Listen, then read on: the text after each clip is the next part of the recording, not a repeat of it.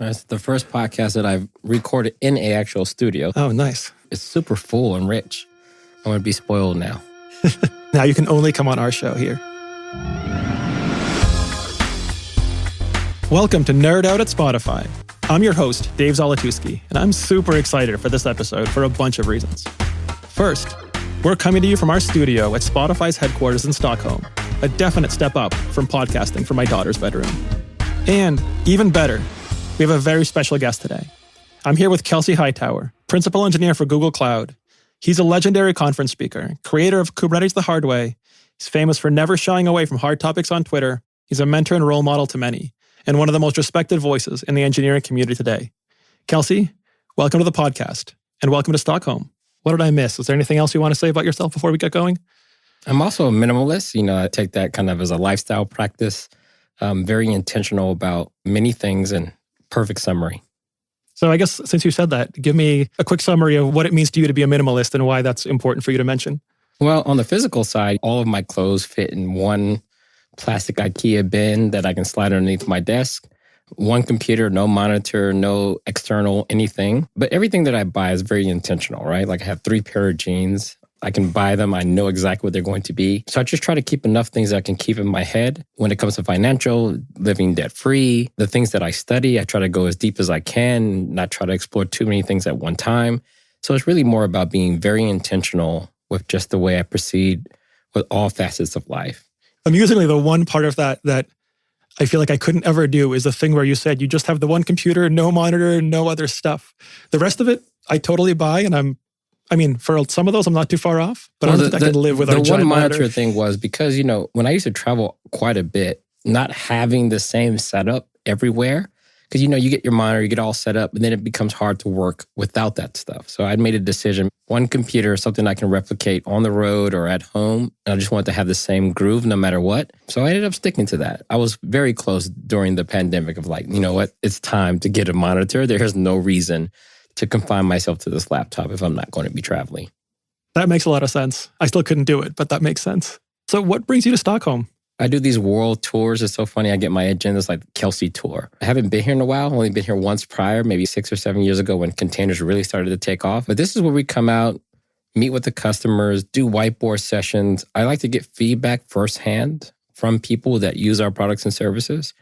And so I'm here in person just to meet with an array of customers. So it's like 10-hour days, back to back to back to back. But typically it's strictly business, right? We're coming, you're meeting as many people as possible, and then you're out of here. One thing that I love to ask our guests, and I usually ask at the end, but I want to start with you, is what kind of things do you nerd out about in your own time? Well, this stage of my career, look, I'm 41 years old. I started this whole kind of journey in like 1999. And I saw the dawn of open source, maybe not necessarily the dawn, but when it really started to get popular, when like the average developer was like, yeah, I'm going to participate in this open source thing. And I watched the transition from AIX to Solaris to things like Linux. And then piggybacking on top of that, kind of mid-career, we really saw the rise of like configuration management and DevOps. And so I've seen all of this technology come, but more importantly, I watched a lot of the technology go. So I know none of this stuff is permanent. And so I'm always asking, like, what is the higher meaning of dealing with any of this technology? And it's the people piece that I've evolved to. So the thing that I really geek out on is how large groups of people make use of this technology. That's the thing that really gets me to want to drill super deep, explore the history, and then actually look at how it's actually being adopted in practice. There's this line where we have to really draw between humanity and humans and the tools we use to get things done. So that's that intersection that has me geeking out the most. That's the stuff that I like to see. And I guess to dig a little bit into that, when you say people and their interaction with technology, do you mean more along the lines of kind of engineers and their interaction with infrastructure tooling, like the things you listed? Or do you really mean all of humanity and how people interact with, I was going to say computers, but really any kind of technology? Any kind of technology, right? Because look at the energy situation. Some people feel if we ever get solar to a point where it's just by default on every housing structure, what happens when energy gets to be super cheap? Do you change how people do things? Does it increase the accessibility of other things like transportation? Does that get cheaper? Does that get easier to do? I think that's when it gets really serious. Because engineers, we can geek out and make anything work. but we're forced to think about user experience when you get it to work for the masses. That's the game changer. For example, we've had driver licenses as a form of identification for a long time, but not everyone has an ID. It's not always accessible. They're also cumbersome to use. So seeing how mobile devices plan to integrate this idea of identity. Then you have some cities, at least in the US, exploring this idea of what happens if you don't have an address. Should you still be able to have an identity? That's a really good intersection between technology and the way people actually live. So how do we make that work? Who knows? But I think there's a way of how do these things shape the way that we live and interact with each other? That's the point where it gets interesting. Because engineers, we can try to talk about things like well before they're applicable, well before we've built anything actually useful. We can go geek out on it. But it's when the real people or mass adoption occurs, that's when you start to find the limitations of an idea or piece of technology. I was thinking something similar because you touched on, for example, the identity and having an address, but to some extent, those are two completely different things. I mean, you're Kelsey Hightower, no matter where you are and no matter whether or not you own property or an address or not. And the fact that your identity is your location is kind of a, I don't want to say antiquated concept to your point about having the technology to handle it, but the same thing with the energy prices point you made, where like when the prices go below some point, someone's going to do something revolutionary. It's just a question of whether that's you or not. Exactly. And I think that's where the next level of innovation comes, because when you start to give the average person access to things that were once expensive, then they get to go and create things that we would have never imagined. So when technology is only usable by people who are like professional engineers, yeah, you're going to get some good innovation out of that. And I think music is a good example. I remember when I first saw like software beat machines, Fruity Loops. The average person could download this software and just make a beat. And then if they were any good, they could put lyrics to that. And then in the digital age, you could just upload that. And then there you are. It's like you replace whole buildings of studios by using just your computer because you've democratized the technology. So that's what I'm getting at is whenever we can find a way of doing that, I think you just change the landscape for everybody. So I know a lot of people that look up to you. And I really wanted to hear from you who you look up to, like who your role models are. I like people who can be honest and transparent, like with who they are and just be honest. Because I think when we see a lot of celebrities, we see the very best versions of them. A lot of the people we read about in the history books, we see the best version of them or the part that gets edited in. But to me, I've also learned to look up to the people that are around me, like our parents. My mom really taught me my work ethic. She was the first person I watched really learn how to teach herself like a new skill, leverage that new skill to transfer into a new job. And I think that has always stuck with me as like, hey, that is a formula and a recipe for success. But these days, I spend a lot of time meeting new people coming into the technology field. And they all come from different walks of life. They all come from different backgrounds. I'm a self-taught person. I didn't go to college. And so I know what that struggle is like. But you got to get reminded every so often. And you watch these new people. They have so many things going on in their lives. They got to take care of parents. They got 2 jobs. But yet here they are, trying to learn a new skill to better themselves. Sometimes they get that new skill and they do better themselves. And they come and contribute new ideas because they have a whole different set of experiences than maybe you and I have. And so I get inspired by that group of people because I need it in doses. It's easy to get inspired and then fall off. And so for me, staying connected to that next generation that comes, because now at this point in my career, I feel it's necessary to teach them everything we can and sit back and see what they do with it. It's easy to get inspired by the celebrities and all-stars. Like people are out here doing amazing things all the time. But I think I'm challenging myself to find motivation and inspiration from just everyday people.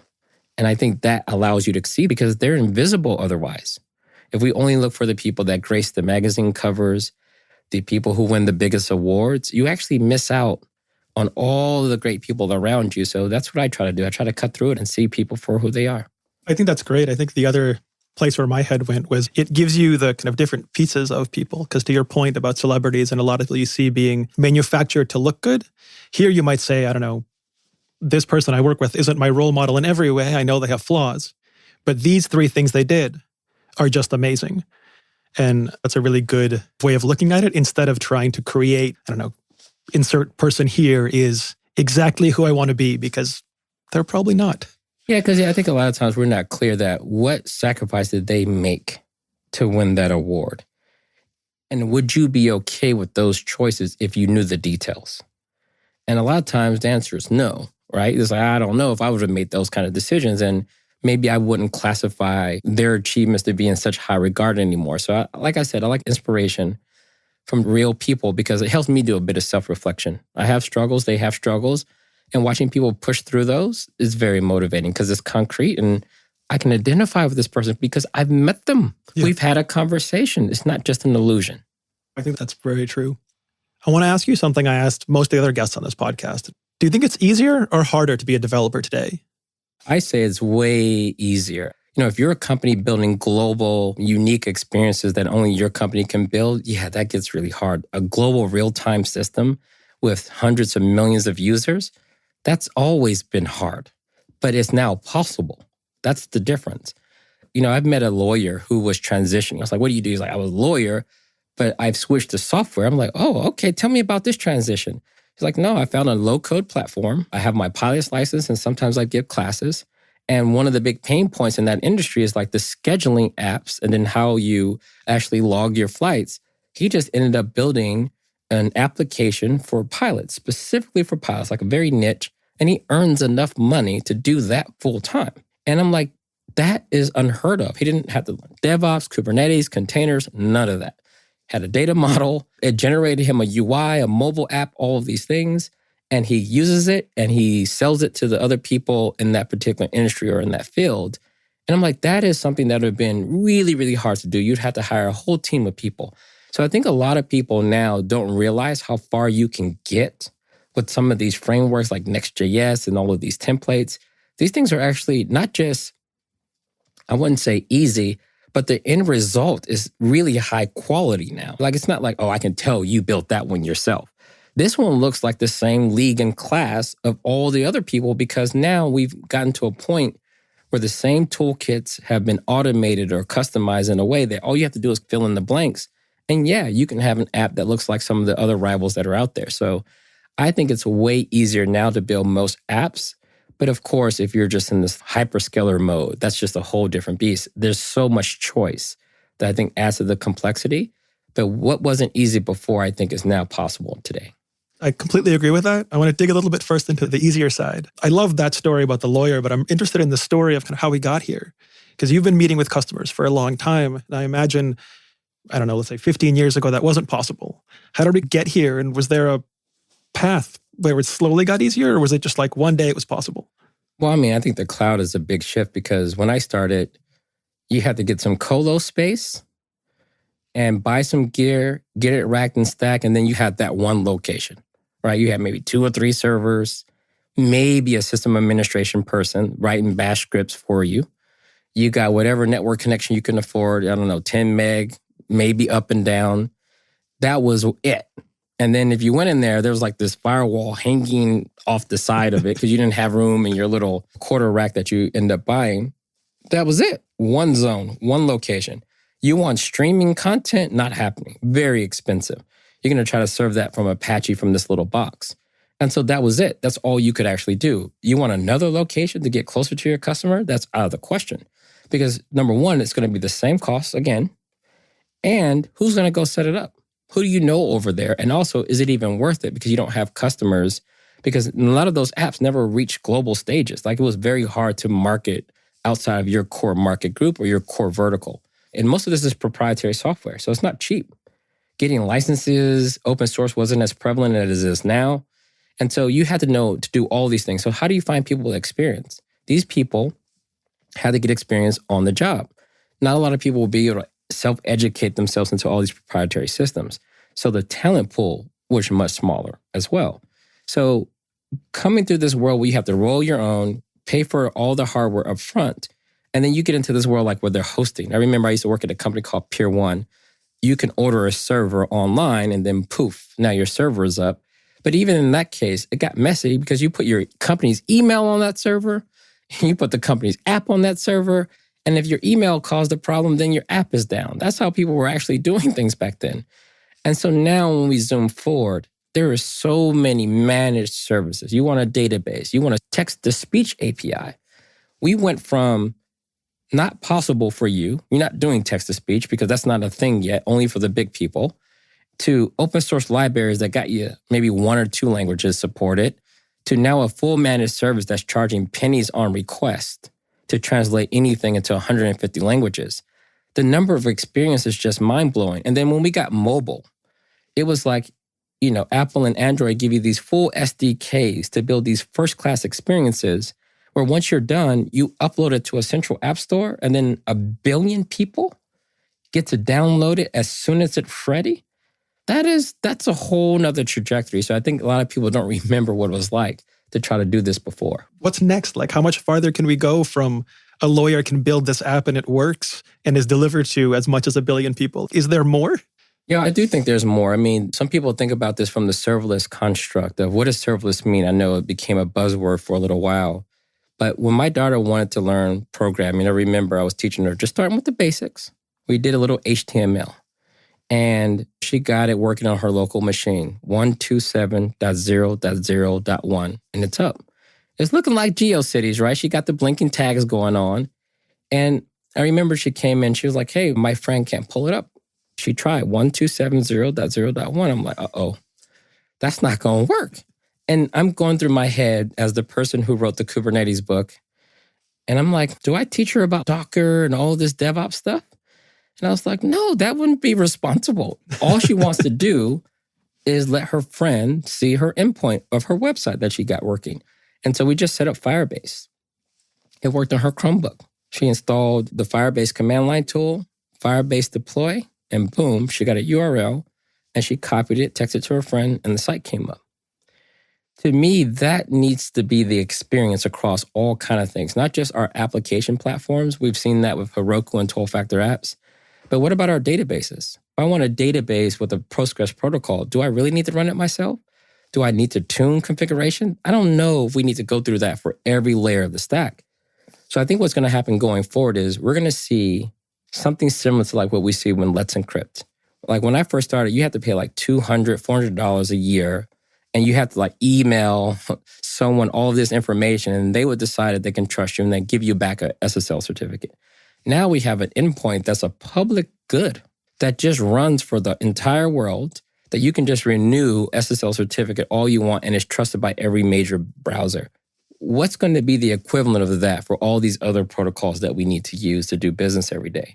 So I think going forward, we're going to see a lot more of these kind of fully managed serverless experience. That if you want to build something, infrastructure will be probably the last thing you're going to have to do if that's not necessary for what you're trying to build. I'm curious if there's a clear endpoint where this isn't such a good idea, like some amount of engineers that really should understand the details and need to understand the abstractions. Like with your daughter, you don't want to teach her Kubernetes and all the details and you just want her to use Firebase.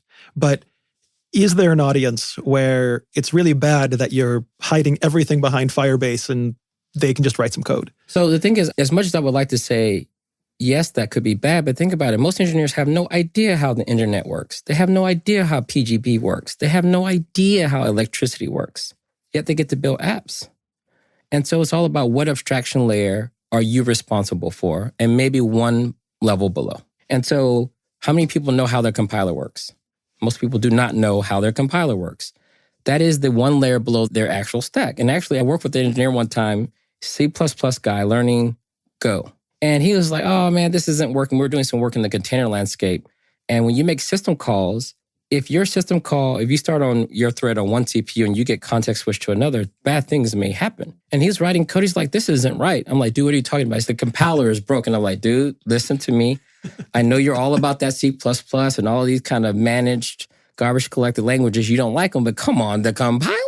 Are you kidding me? Yeah, he dumped the assembly and it was wrong. And he opened up a bug and said, you cannot be context switching when you're in the middle of a system call, because once that is opened, you need to finish it.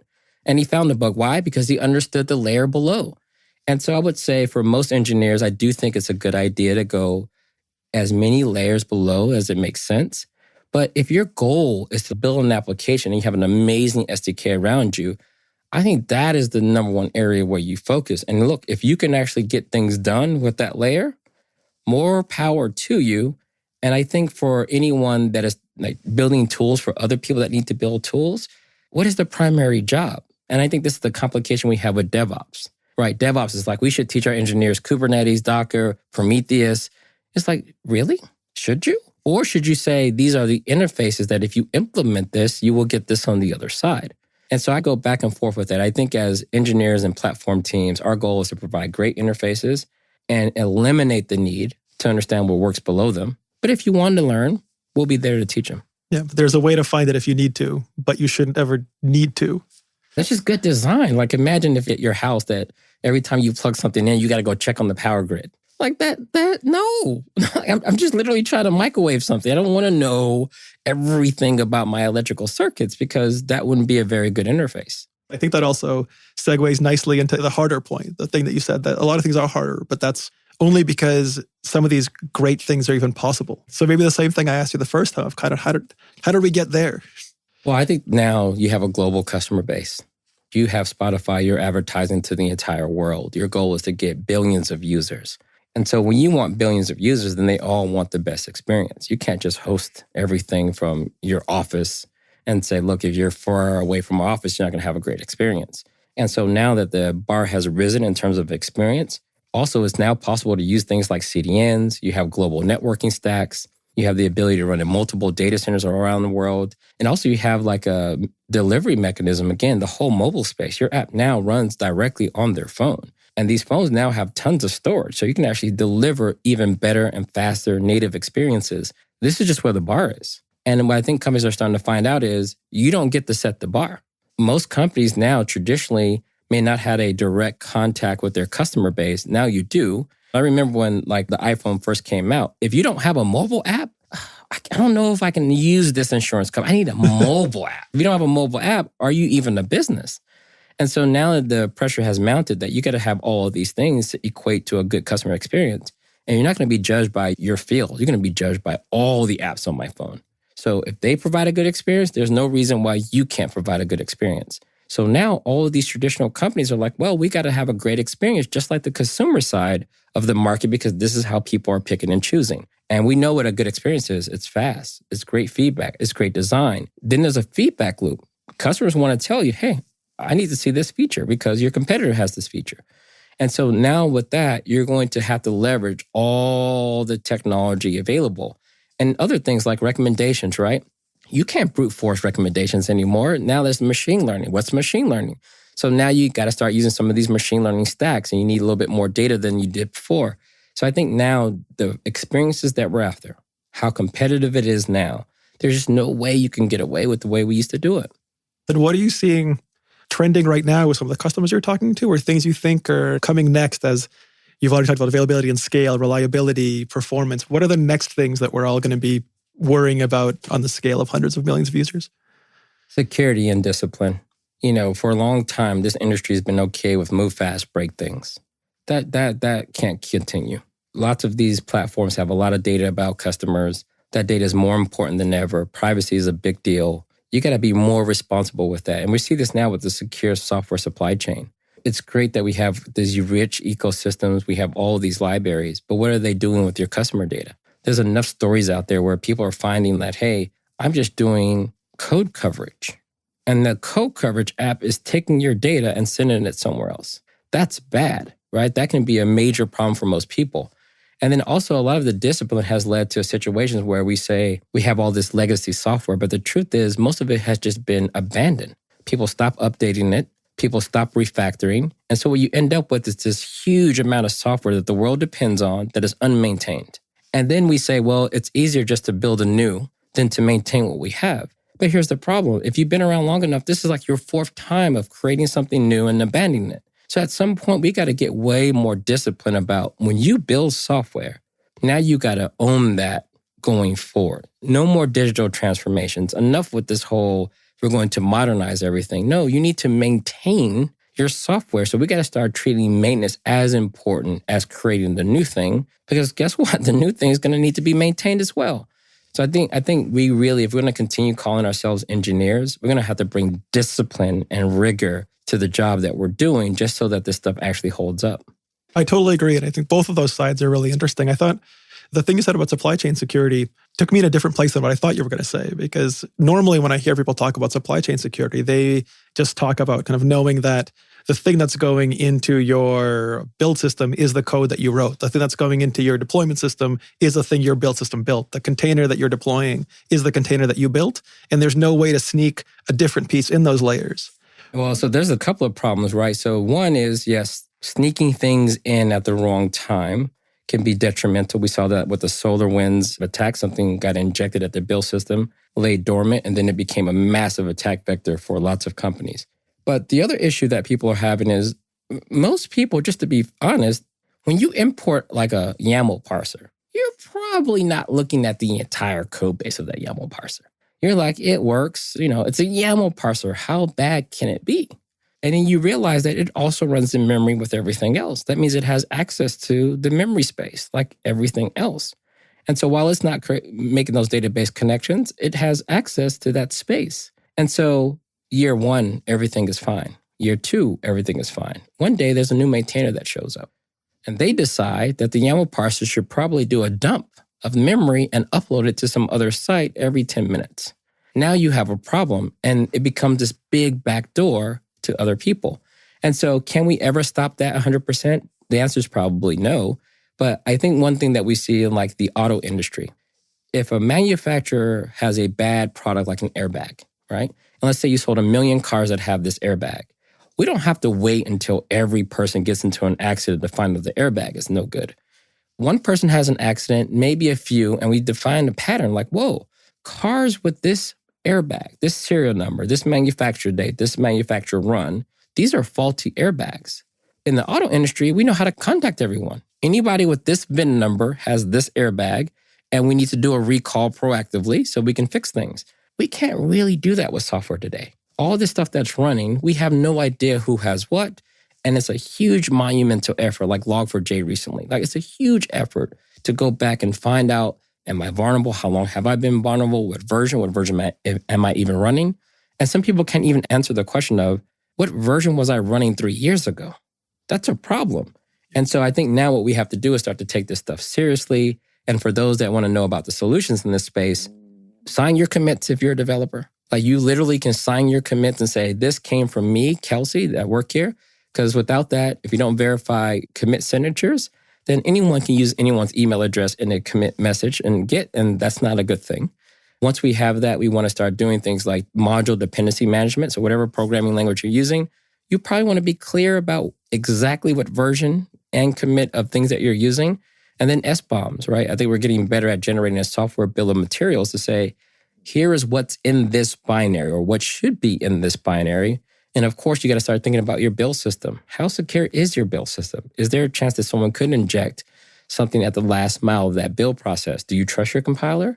Do you trust that build system that you're running on? And then once we have these things, can we attest to these ingredients? So if we ever have a problem in the future, then we at least will have a place to notify people to say, hey, that binary at that time had this in it, and that was bad at that time. So you need to go look at your logs, and maybe you've had some incidents that you don't know about. Yep. Yeah, actually, it's good that you came back to that, because when you're making the car example, in that example, it seemed like when this central point found the flaw, it can fan out and tell everyone. Whereas in the Log4j example, it's everyone has to figure out if they're using Log4j and which versions and at what time. So it's kind of the opposite. It's like everyone's got to figure it out instead of the central point with the problem can just fan out and tell everyone. Yeah, we got to be able to share this knowledge because security is a practice. And so if one group finds things, we should be able to notify everyone almost in broadcast style in real time. Like, hey, this thing you have, there's something. We may not wait for a CVE. It's like, hey, the CVE is on its way, but this is now flagged. So it's a good way to propagate information. And also, I don't know, if we just put a price tag on how many people spent many hours working on that problem, we got to be in the billions and billions of dollars of just people trying to resolve that. Yeah, probably for a lot of these individual issues, much less security as a whole. I don't know how to do that math, but I probably don't want to know the answer either. Probably high. Yes, I'm certain it's high. In your opinion, what makes a good engineering culture?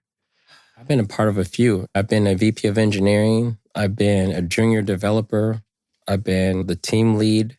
I've always been like this people person. I understand how to talk to people. I understand how to learn what they actually care about and what's important to them.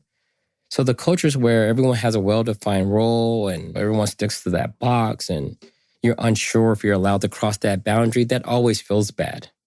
And when people don't feel like they have a progression in their career, that also feels bad. This is why people tend to move around probably a little earlier than they should.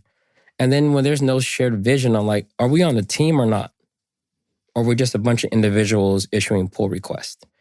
When you find the team aspect, like we know what we're building, that can be an amazing vibe because everyone kind of knows where their strengths are and then how to contribute to that overall vision.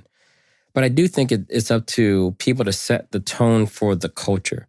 So let's say you see a pull request where people, they don't know each other well. And so they can't read into, why is this person being short with me? I think this person is being mean in the PR. And at some point, it's healthy on a team that's going to be work together for a while. You might want to get to know each other. So the things you do outside of the keyboard, outside of the pull requests, do I know you? We don't have to be best friends, but I do want to know how you work. Why are you speaking to me this way? What is your expectations? And then maybe writing down what the rules are. Do we have a style guide or we're going to make this up on the fly? The things that we learn, how we propagate that to the rest of the team. I love teams that do and make time for people to do rotations. Can I spend some time in SRE? Can I spend some time in QA? Just to get to understand like what all the satellite teams do for me. But yeah, if you can just capture your culture in some way that then you can actually preserve it and teach it to other people as they come and go throughout the company, I think that goes a long way. And you just got to be intentional. Are we trying to have an engineering culture? Then what is the current state of that culture? Why is it the way it is? And so I think that goes a long way. At Google, we have this concept of readability, right? When you issue a pull request, there's an owner of that repository, but there's also this person that may or may not be in that team that has readability. And their job is to help make sure that the code is within the style guide limits and what we consider good code. But they're also teaching the next person, this is what it means to get to this point, and ideally getting them to the point where they earn readability as well. That's a good way to enforce your culture at a peer-to-peer level versus an always being top-down. How do you help move your engineering culture towards this, or ensure it stays that as you grow, as you bring on more people, different things may happen at different levels? Yeah, one role I went to, the company was a well-established, it'd been around for maybe 12 or 13 years.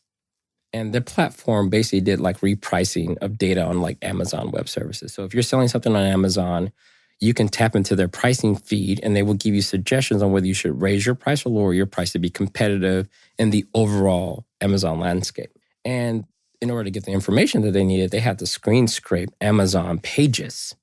And so whenever Amazon would move a div, the scraper would break, all fire drill. They would go look at the HTML and update the code and do a new deployment. And then these were desktop apps, so they would have to push this out to all the customers. And so the team had been going through this for a long time. The world was changing. New competitors were showing up. And they just felt defeated. Like they all felt like we're working on this old C# code base over here. We got all this Java, Python, Ruby, halfway done, Node.js in production. And it's like, what are we doing? And everything's a fire drill. Every day is a fire drill. And so when I joined the team, I'm like, oh, new job, this is going to be cool. And, they gave me a nice office. And then everyone is sitting out there and you look through the glass and you're looking at your people not fired up. And it should have been a telltale sign because in the interview, people had to leave the interview to go fight one of these fire drills. Like, hey, what's going on? Oh, nothing. It's just, you know how things are. Yep. So that was a thing that happened all the time. So the first thing I did was move out of the office and tuck a seat on the floor with everyone else. That was step one. Step two was, as the leader, I started attending the meetings and I just asked the individuals on the team, do you like this meeting structure? And it turned out not everyone liked creating sticky notes and voting on what to talk about because they knew they had to work with each other long enough that they were just over allocating the amount of work. They just needed to reduce it and then ramp back up once they understood their true capacity. So I just started making tweaks based on the full team's feedback. So that's a problem. Usually there's a de facto leader who makes decisions for everyone. Everyone else doesn't want to talk up. So who gives them a voice to say, hey, let's make a few tweaks, right? Let's just try a few things to see what happens. Once that air cover was made, as a leader, I tried to find out the biggest issues that were there. And number one issue was the screenscape. Every team felt like they were being blocked and everything was unpredictable because of this. And it was the highest support thing we were getting. And I was like, why are we screen scraping? It turned out less than 1%, 2% of our entire customer base was even using the feature. And we could actually get 90% there with the new API that Amazon was going to offer. And so I was like, all right, we will make it stop. I got with the PMs, contact those customers directly and let them know the world's going to change a little bit. Here's the workaround and here's the compromise. And I just went to the CEO and said, this has to stop. People aren't sleeping. People aren't healthy. It's disruptive. And if I'm a leader, then this has to stop. Are you on board? Yes. So I get consensus with all the other leaders. And the team has a countdown board, number of days until scraping's gone. And we set like a 3-month target. And every stand-up, we would just increment the number down. And so I think we got there early. And then it became a number of days since no screen scraping. And it's gone. No more emergencies. It's gone forever. And the team said, we can trust you now. You said a thing. You listened to the most important thing. You made it go away. And I remember we went downstairs and the support team threw us a nice little celebration. Like, whatever you all are doing, the platform is way more stable than it used to be. Keep up the good work. And then I think at that point, they learned that I could be that leader by, number one, embedding with the team and delivering on what I said I could do, and then helping the team get there. Rinse and repeat that for every individual issue or big thing that the team needs you to assist with. That's an awesome story because of all the additional things you got aside from just the culture improvement, like the trust, the support issues, the reliability. There's like a dozen other really important things for the company. And you probably even made the company significantly better margins by doing this, not just made the people happy. So that's amazing. I think the flip side, you mentioned when you were interviewing, you should have seen this coming because people were constantly jumping out of interviews to fight fires. When you're interviewing, how do you interview a company for whether or not it has a good engineering culture? Well, at different stages of my career, when you're a junior engineer, you just want a good job and the ability to learn things. And then I think further along in my career, I'm probably done dealing with culture issues. I'm done. I don't need to prove that anymore. I've done enough of that in my career. And so to me, I'm probably not interviewing unless I already know that I'm going to be working on the right class of problems and this team is going to be equipped to deliver. So I think if you don't have that experience or you don't have enough people that you know, I have to just have people describe their on-call rotation, just like in detail, describe the on-call rotation, and then help me understand who participates in that on-call rotation. And I also like to ask them to describe in the last 5 or 10 years, where have been like 2 cultural changes that have become permanent. And it could be anything. I just want 2. And if you can't tell me 2 things that the company has done in 10 years to improve the culture, that's kind of a red flag, or maybe I'm just talking to the wrong person. But there should be something. It can be small. Like we implemented an owner's file and now we have SLAs on pull requests. I will take that because then I know that the company has the ability to recognize room for improvement and then make some improvements. That's all I need is the ability to demonstrate that. And then, of course, I can come in and participate and contribute to that. It's funny because I loved your answer, but then the example you went to I thought was completely different than what you're going to say, because I figure if you ask every person on your loop for 2 examples, you'll get some examples. Like if you get none, it's probably actually the wrong person. But if you get an answer like, we get longer bathroom breaks now, that tells you a lot about the culture. Thank you so much for your time. This has been a lot of fun, and I'm glad we could host you here at our studio in Stockholm. Awesome. Thanks for having me.